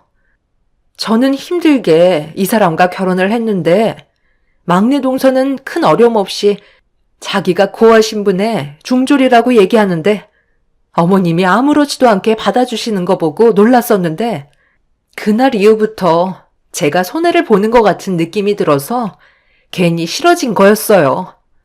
거기에다가 아들 손자까지 낳았으니 제 속은 말이 아니었다고요. 그래서 상황을 이런 식으로 만들어? 내가 아무 말 하지 않고 묵묵히 있었던 이유가 네가 불쌍해서 그랬던 거야. 지인 결혼식을 갔다가 사돈분들을 만나서 인사를 하려는데 전광판에 사돈분들이 모르는 사람의 부모로 되어 있는 걸 본 적이 있었다. 그래서 그 사람들을 데려다가 물어보니 결혼식 대행이라는 걸로 나를 속여서 결혼을 했다는 걸 알게 됐는데 처음에는 너무 화가 치밀어 올랐지만 고아로 자라온 네가 내 아들과 행복하게 살고 싶다는데 그걸 내친다는 건 내가 너무 매정한 것 같아 모든 사실을 알면서도 가슴속에 묻어둔 거였다. 그런데 너는 정작 감사한 줄 모르고 이런 식으로 행동해? 어머님, 정말 죄송해요. 오늘 이 시간 이후로 2번 다시 이런 일 없도록 할게요. 마지막으로 한 번만 봐주시면 안 될까요? 그렇게 할 수 없을 것 같구나. 우리 가족이 받았던 상처와 배신이 너무나도 컸기 때문에 그냥 넘어가지 않을 거다. 시모는 화가 머리끝까지 올라오셨어요. 형님은 한 가지를 속인 게 아닌 많은 것들을 속여서 큰 시숙과 결혼을 했었지만 제일 큰 문제는 저와의 관계였어요. 그동안 봐왔던 행실을 보면 또다시 언젠가 일이 터지게 될 거라는 걸 시모도 직감하고 계신 것 같았습니다. 큰 시숙도 형님이 거짓으로 속여왔다는 걸 결혼하고 한참 뒤에야 알게 됐는데 그걸 문제 삼지 않았던 이유는 그만큼 형님을 사랑해서 그랬던 거라며 같이 떠나겠다고 형님을 일으켜 세웠어요. 그런데 여기서 또 다른 문제거리들이 생겼습니다. 시부모님이 형님 내외에게 많은 것들을 해줬었는데 모든 것들을 전부 다 돌려받겠다는 말이었어요. 집도 시부모님 명의로 되어 있었고 차 또한 시부의 명의로 되어 있는 거였습니다. 큰 시숙은 시부 밑에서 일을 했었기 때문에 월급을 받는 입장이었지만 둘이 함께 떠나겠다는 말에 모든 걸 다 가져가겠다고 시부모님께서 못을 박으셨어요. 큰 시숙은 형님과 살겠다며 한 푼도 가져가지 않겠다고 시부모님께 인사를 드린 뒤 집에서 나가셨네요. 형님은 끝까지 시모의 바지자락을 붙잡고 용서해달라고 애원했지만 시모는 고개를 돌려 버리셨습니다. 결국 형님 뇌에는 1원 한 푼 없이 탈탈 털려서 내쫓기고 말았죠. 그날 이후 지금까지 저희 집안에 큰 문제는 없었는데 1년이 지나고 형님이 저희 집에 찾아왔어요.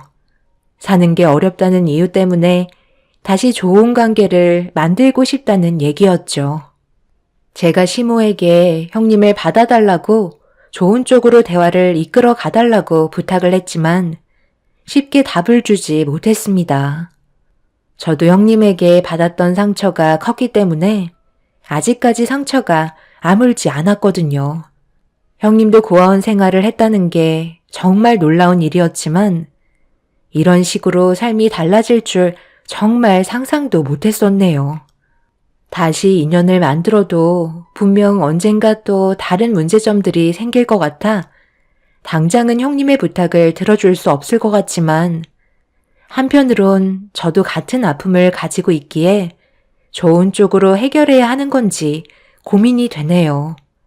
온 가족이 모두 화목하게 지내면 얼마나 좋겠어요. 그리고 얼마 전 저는 그동안 틈틈이 공부해오던 고졸 검정고시 졸업장을 취득하게 되었어요. 제 아이에게 더 많은 것을 알려주기 위해 더 악착같이 미용일을 하면서도 취득할 수 있었던 것 같아요. 앞으로 저희 가족에게 행복만 있길 바랄 뿐입니다. 제 사연 들어주신 분들 항상 건강 유의하시고 즐거운 하루 되시길 바랄게요. 감사합니다. 안녕하세요. 저는 최근에 이혼장 날리고 남편과 갈라서게 된 30대 후반 여자입니다. 확실히 믿었던 사람에게 받은 상처는 그만큼 오래 가는 것 같아요. 남편과 부부 생활을 이어간 지 5년 차가 넘어가면서 그래도 제가 믿고 사랑했던 사람이었는데 결정적일 때만큼은 누구보다 제 편에 서서 얘기해 줄 거라 확신하고 있었어요. 하지만 평생을 함께할 사람이라고 생각했던 남편이 뱉은 한마디는 모든 걸 산산조각나게 만들어 버렸습니다. 몇 달 전에 정신적으로 저에게 많은 버팀목이 되어주셨던 엄마가 건강상 문제로 세상을 떠나셨어요. 제가 태어나자마자 아빠를 잃은 것도 마음이 아픈데 엄마마저도 곁을 떠나시니 그 충격은 너무 크게 다가왔었죠. 아빠는 일을 하시다가 엄마 출산 소식에 제 얼굴을 보려고 급하게 오시던 도중 사고로 제 얼굴도 못 보시고 세상을 떠나셨다는 말을 들은 적이 있었어요. 엄마는 제 곁을 떠나지 않겠다고 항상 입이 닳도록 약속을 하셨는데 병이란 엄마의 의지로는 이겨낼 수 없다는 걸 두 눈으로 보게 되었고 저에게 하셨던 약속은 결국 지키지 못하셨습니다. 요즘 의료 기술이 많이 좋아졌다곤 하지만 암을 치료할 수 있는 기술은 아직까지 많이 부족하다는 걸 눈앞에서 전부 지켜보고 있었어요. 대장암 사기는 더 이상 손을 쓸 수 없는 단계였고 마음의 준비를 해야 될 것 같다는 절망적인 말을 들었을 때 저 또한 인생을 포기하고 싶었습니다. 결국 엄마는 저에게 미안하다는 한마디 하시곤 제 손을 놓으셨고 남은 인생을 엄마 없이 외롭게 살아가야만 했어요. 그런데 장례가 끝난 지 얼마 되지 않았는데 시모가 저를 위로해주고 싶다며 시댁 식구들을 데리고 집에 오셨는데 말로는 위로라고 하셨지만 시모는 다른 목적으로 오셨다는 걸 알 수가 있었어요. 엄마가 세상을 떠나신 뒤 남겨진 아파트를 정리해야 되는데 언제 또 알아보신 건지 저는 전혀 알지 못했던 부동산 시대에 대해 말씀하시면서 더 늦어지기 전에 처분하라고 계속 보채셨습니다. 괜찮냐는 한마디 하시고 본론으로 들어가신 시모의 눈빛은 욕심이 가득했어요. 사돈 사시던 집이 얼마 전까지만 해도 6억이었는데 지금 10억을 뛴 거 아니? 부동산 거래 보니까 몇 개 매물 나왔던 거 바로 팔렸더만. 어차피 그 집 처분할 건데 뜸들일 필요가 뭐가 있니? 부동산 시장이 다음날 어떻게 될지 모르는데 시세가 떨어지기 전에 처분해야지. 아파트도 연식이 있어서 시간이 지날수록 가격이 떨어지는 건 어쩔 수가 없는 거다. 임대 아파트도 아니고 메이커 아파트라서 거래율도 좋더구만. 내가 물어봤는데 10억이 최대 맥심일 것 같다고, 더 이상 오를 일은 없을 것 같다고 하더라. 지금이 최대치라고 말이 나왔는데 시간이 지나면 떨어지는 건 당연한 거잖아. 그러니까 서둘러 처분하는 게 어떻겠니? 저는 아직 어떻게 해야 될지 정리가 되지 않아서 좀 더 신중히 생각해 보려고요. 그래도 엄마가 남기고 떠나신 유산인데 바로 처분하는 건 좀 아닌 것 같아요. 내가 너한테 영양가 없는 말이나 들으려고 여기까지 달려온 줄 아니? 한두 푼도 아니고 4억이 공돈으로 생기는데 고민할 필요가 뭐가 있어? 그지? 서둘러 처분하고 4억은 내 통장에 넣어주면 딱 좋을 것 같아서 하는 얘기다. 이런 말을 내 입으로 꼭 해야 되겠니? 네가 먼저 노후자금으로 사용하라고 알아서 넣어주면 얼마나 좋아. 아파트 시세 떨어지기 전에 서둘러 처분하고 내가 말한 대로 해주면 딱 좋을 것 같다.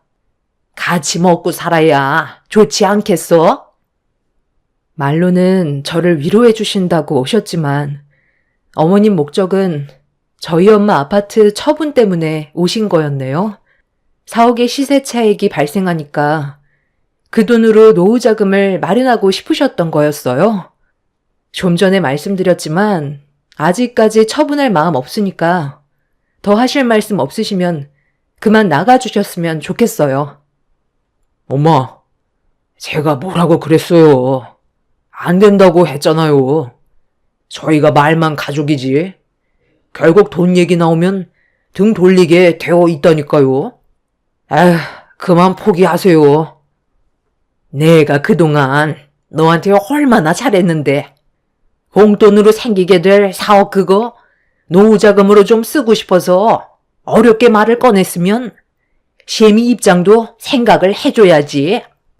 얼굴 표정 하나 안 바뀌고 어떻게 싫다고 딱 잘라 말을 할 수가 있어? 너는 사돈 재산 그대로 가져가는데 우리도 옆에서 도움 좀 받고 싶어서 찾아왔으면 좋은 마음으로 4억 주겠다고 할 수 있잖아. 내가 이런 며느리를 지금까지 옆에 끼고 있었다는 게 너무 실망스럽다. 앞으로 시집살이가 두렵지 않나 봐. 당신답지 않게 갑자기 왜 그래? 우리 엄마가 많이 놀라셨잖아. 꼴랑 4억 때문에 가족들과 등 질 거야?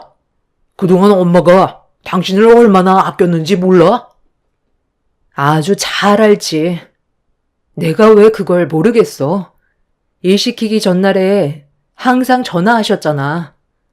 매번 명절 때마다 다음날 음식해야 되니까 쓸데없이 나가서 사고라도 나면 안 된다고 집 밖으로 아예 나가지도 못하게 하시잖아. 저번 명절 때 당신 생각 안 나? 잠깐 마트 가서 필요한 물건 샀다가 전화하셔서 어디냐고 하시길래 잠깐 동네 마트 왔다고 했다가 노발대발 하셔서 난리 났던 거 기억 안 나? 나를 아껴주시는 게 아니라 어머님은 나를 일 시키는데 차질이 생기면 안 되니까 집 밖으로 나가지 못하게 하신 거라고. 그런데 나를 아낀 거라고? 더 말하고 싶지 않으니까 그만 돌아가세요. 저희 엄마 세상 떠나신 지 얼마 되지도 않았어요. 오늘은 네가 너무 흥분한 것 같으니까 일단 돌아가도록 하마. 어차피 공돈인데 의미 있게 쓰면 좋으니까 했던 말이다. 나중에 다시 얼굴 보고 얘기하자. 시모는 제 눈치를 보시면서 가족들을 데리고 돌아가셨지만 화가 가라앉지 않아 온몸이 떨리고 있었습니다. 남편은 제가 어떤 상태인지 뻔히 알면서 편을 들어주기보다 시모의 말을 거들었다는 거에 너무 실망을 했어요. 남편은 시댁 식구들을 배웅해 준 뒤 다시 돌아와서는 저를 보며 무섭게 화를 내기 시작했죠. 당신, 우리 부모님을 대하는 태도가 그게 뭐야? 사업 그까짓 돈 얼마나 된다고 분위기를 이렇게 만들어야 되겠어? 오늘은 늦었으니까 내일 다시 가서 죄송하다고 말씀드리고 우리 엄마가 말씀하신 대로 장모님 집 처분하고 남은 차에 4억 노후자금으로 드리겠다고 말씀드려. 평생 얼굴 붉히면서 살 거야? 그 돈이 당신 집안 돈이야? 말하는 게 아주 당연하게 생각하는 것 같은데 다시 한번 말하지만 그거 우리 엄마 집이야. 그리고 나에게 남겨진 유산이라고. 그래서 지금 집안 분위기를 더 심각하게 만들겠다는 거야? 엄마가 저렇게까지 화내시는 것 보면 당신이 뭘 잘못했는지 몰라? 이번 기회에 우리 엄마한테 점수 따면 얼마나 좋아? 하루 이틀 얼굴 볼 사이도 아닌데 웬만하면 해달라는 대로 좀 해주고 좋은 관계 유지하면 좋잖아. 어려운 거 아닌데 쪼잔하게 자꾸 이럴래? 같이 살면서 항상 느끼고 있었던 건데 당신은 내 입장에서는 단 한 번도 편을 들어주지 않더라. 이번에도 다를 건 전혀 없었고 당신한테 정말 많은 실망을 했어. 우리 결혼 생활한 지 5년이고 우리 사이에서 태어난 지우는 이제 3살이야. 지금이 제일 중요한 시기라고 생각하는데 부부관계에 금이 가기 시작했고 당신이랑 한 공간에 있는 것 자체가 너무 불편해. 내가 지금까지 노력을 안 한 것도 아닌데 항상 돌아오는 건 이런 대우였어. 지금도 마찬가지야. 우리 엄마 유산인데 어머님이 본인 것 마냥 당연하게 달라고 하면 당신이 옆에서 차단을 해줘야 되는 게 맞는 거 아니야? 나에 대해서는 조금도 알아주려 하지 않는데 무슨 말이 더 필요하겠어? 더는 대화하고 싶지 않아. 한동안 우리 엄마가 사시던 집에 있을 테니까 우리 관계 진지하게 다시 생각해보자. 어차피 장모님 아파트 처분하면 당신한테 떨어지는 돈도 많은데 시세 차익으로 얻게 될 4억 그거 우리 부모님 노후자금으로 좀 달라는 건데 그거 싫어서 우리 부부 관계에까지 문제가 생기게 만든 당신도 잘한 거 하나 없어. 그 돈 세상 떠날 때도 가지고 갈 거냐? 이렇게 각자 지낼 바엔 차라리 그냥 이혼하는 게 낫지. 남편은 조금의 망설임도 없이 저와 이혼하길 원하고 있었어요. 더는 대화 자체를 섞고 싶지 않아 제 딸을 데리고 엄마가 살고 계셨던 집으로 향했습니다. 남편은 저에 대한 분노를 쉬지 않고 문자를 보내면서 풀고 있었어요. 그동안 살면서 실망도 많이 했지만 그날 제가 겪었던 남편의 모습은 정과는 비교도 안 될 정도로 너무 큰 상처를 받게 되었습니다. 그렇게 엄마가 살고 계셨던 집에서 며칠간 머무르며 남편과의 관계를 진지하게 생각했어요. 제가 시모에게 4억을 준다 해서 대우가 달라질 것 같지는 않았습니다. 아마 아파트를 처분하면서 남은 돈을 시모는 더 얻어내기 위해 또 다른 방법을 동원할 테고 결국 또 다른 문제거리가 생기게 될 건 뻔했기 때문에 한 푼도 드리고 싶지 않았습니다. 제가 5년간 결혼 생활하면서 항상 느끼고 있었던 건 시모가 저를 진심으로 대해주지 않는다는 거였어요. 무언가 도움이 필요할 것 같을 때만 잘해주는 척 하시고 평소에는 제 얼굴만 보셔도 괄시하셨으면서 시모가 원하는 걸 얻으려 할 때만 저를 이용했던 모습을 지금까지 봐왔었기 때문에 어떠한 도움도 드리고 싶지 않았습니다. 그렇게 며칠간 엄마 집에서 생활을 하면서 조금의 연락도 없게 되자 남편과 시모는 아파트 시세가 떨어질까봐 불안했는지 이번에는 양손 가득 선물을 사가지고 집으로 찾아오셨어요. 내가 얼마 전에 너무 생각만 앞선 것 같아. 미안한 마음도 있고 해서 얼굴 좀 보려고 다시 왔다. 사돈이 세상을 떠나서 요 근래 많이 힘들었을 텐데 이거 먹고 기운 좀 차려라. 장어즙인데 이게 기력 회복하는 데는 특효라더라. 유명한 곳에서 진하게 내린 거니까 한 포만 먹어도 몸이 달라지는 걸 느낄 수 있을 거다. 당신을 위해 나도 선물 하나 준비했어. 엄마가 주신 장어즙부터 일단 먹어봐. 그러고 나서 내가 가지고 온 선물 보여줄게. 기대해도 좋을 거야. 나 지금 먹고 싶은 생각 별로 없으니까 용건만 간단히 해줬으면 좋겠어. 갑자기 이러는 거 더 부담스럽고 적응 안 돼. 그래, 알았어. 그럼 지금 보여줄게. 이거 봐봐. 엄청 귀엽지? 우리 둘째 가지는 거 어때? 하나는 외롭다고 둘째도 가지길 원했었잖아. 내 입장은 하나라도 잘 키우자는 거였지만 당신이 원하는 대로 둘째 계획도 세울 테니까 그만 기분 풀고 집으로 돌아가자. 언제까지 여기서 지낼 건데? 계속 이렇게 지낼 건 아니지? 우리 관계에 문제가 생겼는데 둘째가 무슨 소용이야?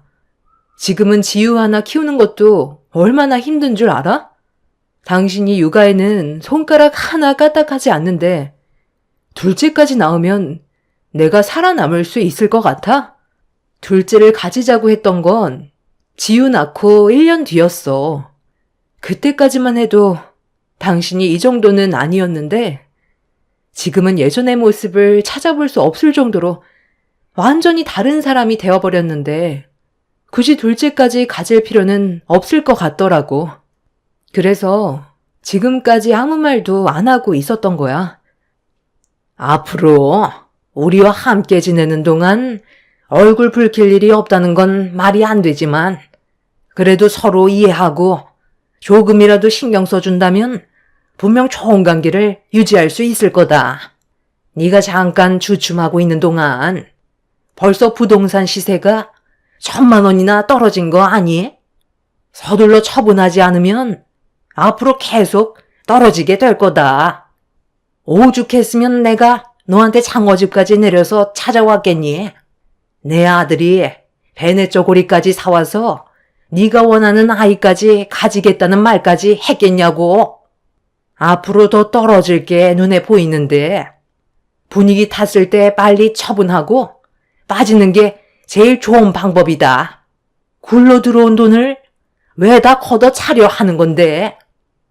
이 집은 제가 어렸을 적부터 엄마와 함께 있던 공간이었으니까요. 정말 많은 추억이 담겨 있는 곳을 처분하면 이 집에 다시 들어오고 싶어도 올 수가 없잖아요. 아무리 돈도 중요하지만 저는 엄마와 함께 있던 세월의 흔적을 더 중요하게 생각해요. 그래서 지금 당장 이 집 처분하고 싶지 않아요. 아니, 왜 이렇게 앞뒤가 꽉 막혔어?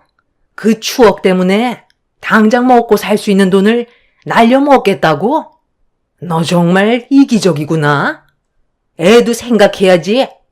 앞으로 애한테 들어가는 돈도 얼마나 많은데 추억 그거 하나 때문에 거저 들어온 돈을 걷어 차버리겠다는 거야? 안 되겠다. 정말 이러다가 시세 차익 얻지도 못하겠다. 이거 놓으세요. 지금 뭐 하는 거예요? 저는 싫다고 말씀드렸잖아요. 이 집이 어머님 것도 아닌데 왜 마음대로 하려는 건데요? 이거 놓으시라고요. 시모는 제 팔을 끌어당기면서 집 밖으로 끌고 나가려고 안간힘을 썼어요. 부동산 시세가 1,000만 원 떨어졌다고 당장 처분해야 된다면서 저를 끌고 부동산에 가려고 했죠. 제가 싫다고 발버둥을 치자 시모 혼자서는 역부족이라고 판단했는지 남편한테 도움을 요청했고 저는 남편에 의해 몸이 들려 버렸어요. 더는 참을 수가 없어 난리를 치면서 발로 남편의 얼굴을 내리쳤고 제 발 뒤꿈치에 얼굴을 맞게 된 남편은 바닥을 뒹굴면서 고통스러운지 비명을 질렀습니다. 제가 곧장 핸드폰을 들어 경찰에 신고를 하겠다고 하자 시모도 동네가 떠나갈 정도로 화를 내며 신고해보라고 제 머리채를 잡아 바닥으로 패대기를 쳤습니다. 그렇게 집안이 아수라장이 되자 주민분들이 신고를 했는지 경찰들이 왔고 그제서야 상황이 마무리가 될 수 있었어요. 시모는 끝까지 저에게 달려들면서 가만두지 않겠다며 분노를 가라앉히지 못했습니다. 제가 왜 이런 대우를 받아야 하는지 이해할 수 없어 그 자리에서 남편과 이혼을 하겠다며 확실하게 못을 박았어요. 남편은 제가 원하는 대로 되지 않을 거라면서 코를 부여잡고 집으로 돌아갔어요. 그날 또한 저에게 사과를 하려는 마음보단 아파트 시세가 조금 떨어졌다는 것 때문에 찾아오신 거였죠. 이미 너무 큰 실망과 상처를 받았던 저는 남편과의 이혼을 고민할 필요도 없었어요. 소송을 걸어서라도 이혼을 하기로 마음을 먹게 되었습니다. 그래서 이혼 서류를 준비한 뒤에 집으로 돌아가 남편한테 이혼 통보를 하려고 현관문 손잡이를 잡으려는 순간 충격적인 말을 듣게 되었고 온몸이 떨려왔어요. 문을 완전하게 닫지 않아 틈 사이로 들리던 대화 소리는 상상 이상으로 저에게 상처를 안겨 주었네요. 이러다 아파트 시세가 계속 떨어져서 제대로 된 수익도 받지 못할까봐 내 속이 요즘 말이 아니다. 올랐을 때 처분해야지. 걔는 왜 이렇게 애가 답답한 거니? 그러니까요. 저도 요즘 느끼는 건데 제가 왜 저런 여자랑 결혼을 했는지 모르겠어요. 좋게 얘기하면 알아먹어야지. 그깟 추억이 뭐라고 사람을 이렇게까지 힘들게 하는지 모르겠어요. 그냥 제가 가서 확 엎어버릴까요? 지우 엄마가 이혼을 결심한 것 같은데 장모님 집은 저희 공동재산에 포함이 안 되어 있기 때문에 분할 같은 건 안 되거든요. 그래서 저희가 가진 걸로 분해를 해야 돼서 결국 손해는 저만 보게 된다고요. 다른 좋은 방법 없을까요? 왜 없어? 형은 나보다 몇 년이나 더 살았으면서 아직까지도 어떻게 해야 할지 몰라? 이래서 장남 역할 할 수 있겠어? 우리 가족 먹여 살리려면 결정적일 때 움직여야 된다고. 어차피 형수님, 이제 남은 가족은 한 명도 없잖아? 친척도 없는데 누가 형수님을 찾겠어? 내 말 무슨 뜻인지 아직도 이해 못해? 형이 형수를 처리하라는 말이잖아. 우리 집안을 위해 그 정도는 할 수가 있잖아. 어차피 형수한테 돈 한 푼 받지 못할 거면 사람을 시키든 아니면 형이 조용히 처리하면 되는 거라고. 오늘 이 자리에서 나눈 대화는 평생 무덤까지 가져가면 되는 거니까 걱정하지 말고. 형수가 세상 떠나면 우리 가족한테 떨어지는 돈이 10억이 되는 건데 그걸 생각해야지. 원래 계획이 형수가 아파트 처분하면서 시세 차익으로 생긴 사옥을 나 결혼할 때 신혼집 마련해 주려고 했던 거였잖아. 그런데 대놓고 신혼집 하나 해주려 한다면 주지 않을까봐 우리 부모님 노후자금이라고 조금은 불쌍한 척해서 설득시키려 했는데 씨알도 안 먹혀서 결국 여기까지 온 거면 형도 어느 정도는 책임이 있는 거지. 그러니까 내 말대로 형수님 처리해. 그리고 형도 다른 여자 만나서 새 출발하는 거야. 어때? 좋은 생각이지? 그럼 지우는 아직 3살밖에 안 됐는데 엄마 없이 세상을 살아가야 한다는 건데 그건 좀 너무한 거 아니야? 그래도 내 자식이잖아. 바로 결정은 못 내릴 것 같다. 아이요, 그렇게 마음이 물러 터져서 큰일을 할 수가 있겠어? 네가 장남이면 가족을 위해 희생을 할 줄도 알아야지. 걔야 내가 알아서 고아원에 보내도록 하마. 새 출발하는데 애가 걸림돌이 되어서야 되겠어? 요즘 누가 애 딸린 남자를 만나겠어? 눈 딱 감고 사고 한 번만 내도록 하자. 그럼 우리 가족 평생 행복하게 살아갈 수 있을 거다. 이대로 이혼하면 재산 분할하고 우리한테 위자료 청구하면 남는 게 뭐가 있겠어? 쟤는 혼자지만 우리는 딸린 입이 몇 개니? 너희 엄마 말이 맞다. 그렇게 하는 게 우리 가족을 살리는 길이야.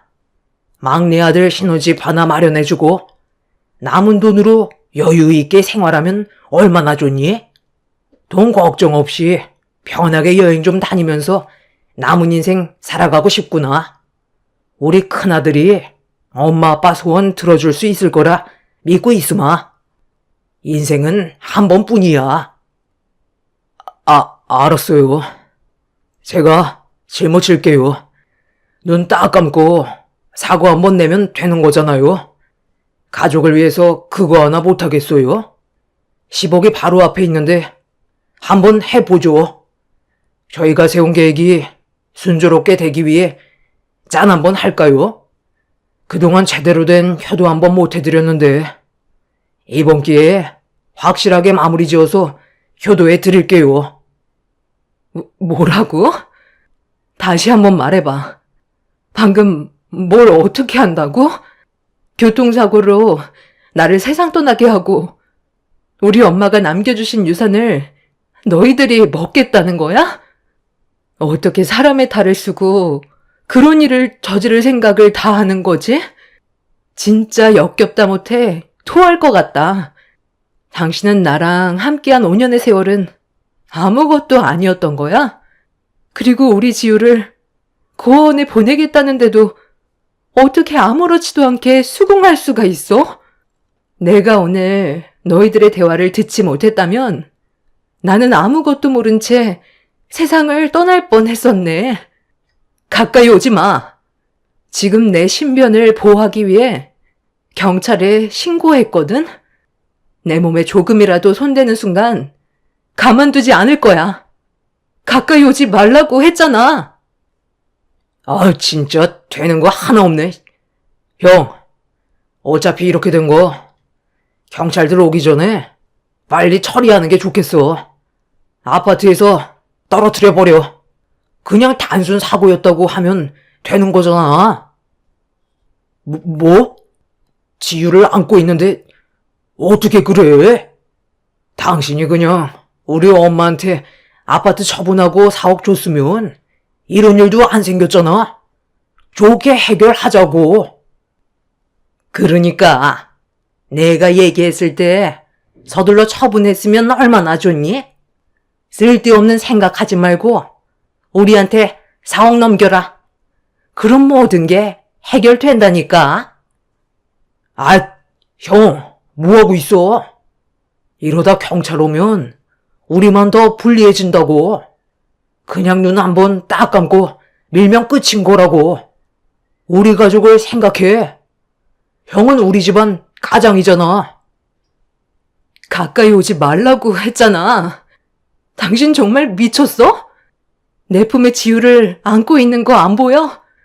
정말 날 여기서 밀어낼 생각인 거야? 돈 때문에 인생을 망칠 거냐고! 남편은 이미 이성을 잃었는지 제 말은 귀에 들어가지 않았어요. 저에게 천천히 걸어오던 남편은 저를 밀어붙이기 시작했고, 복도식 아파트 특성상 비명을 지르면 옆집 분들이 도움을 주실 거라 생각해 동네가 떠나갈 정도로 도와달라며 소리를 질렀습니다.